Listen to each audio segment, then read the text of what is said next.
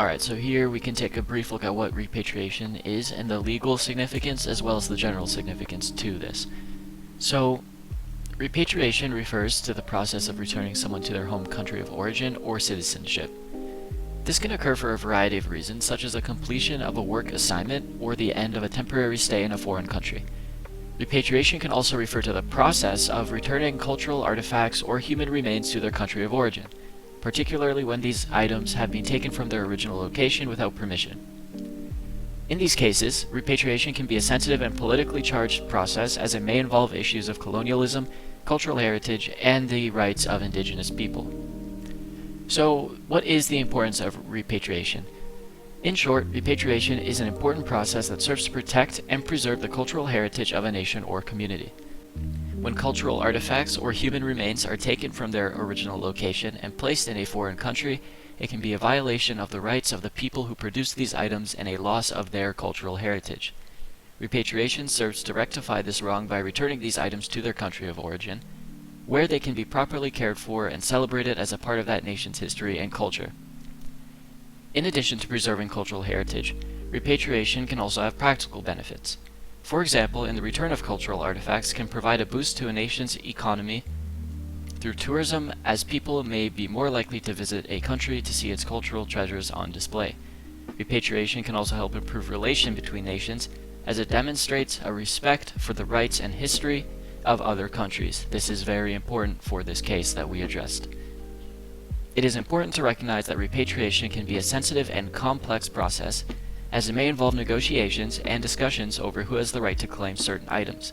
However, when done with respect and cooperation, repatriation can be a powerful way to honor the past and build a more positive and harmonious future.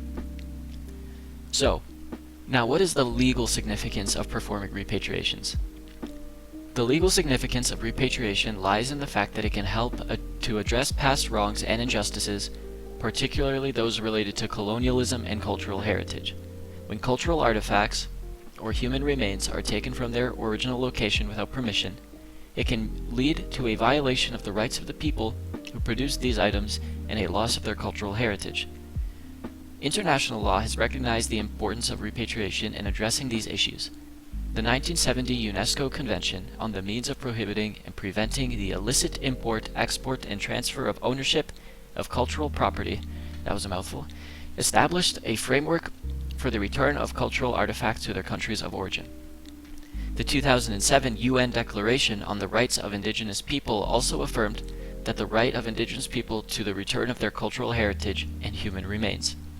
In addition to international law, national law also plays a role in the repatriation process. For example, many countries have enacted laws that allow for the return of cultural artifacts and human remains to their countries of origin, and provide for the restitution of stolen or looted cultural property. Overall, the legal significance of repatriation lies in its abilities to address past wrongs and protect the cultural heritage of nations and communities.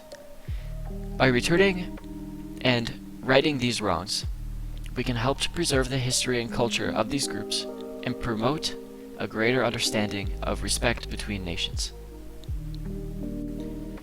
In summary, I believe the process of repatriation to be a good attempt at building a strong relationship between countries, as well as a clean slate of sort to right past wrongs and demonstrate a nation's capability to learn from past mistakes. For instance, in the case of the Netherlands repatriating Dutch nationals from Syria, it shows their willingness to get involved in their maturity as a country by recognizing a clear wrong in how the nationals are being treated, acting upon this information instead of simply standing idly by. However, I worry that the interference might spark conflict within powers, as I do not imagine Syria to take too kindly to this intervention by the Dutch government. I believe there needs to be a new treaty introduced in the UN that can somehow address the issues of rights being violated and the consequences of doing so, that actually allows for action to be taken, because as of right now, I feel the UN is too limited in how much they're allowed to meddle in international affairs.